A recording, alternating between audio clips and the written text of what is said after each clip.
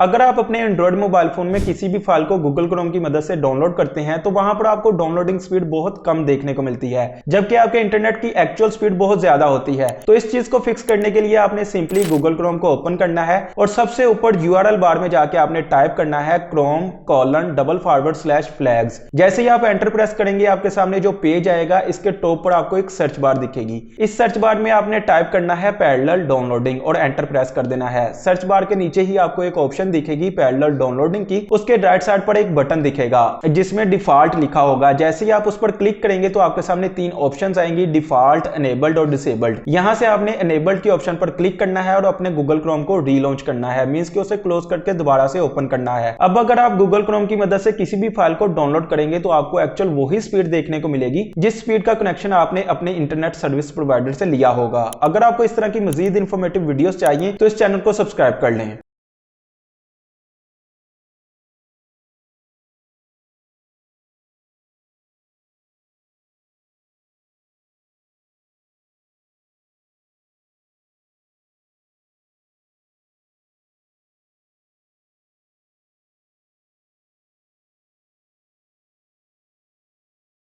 अगर आपको इस तरह की मजीद इंफॉर्मेटिव वीडियोस चाहिए तो इस अकाउंट को फॉलो कर लें।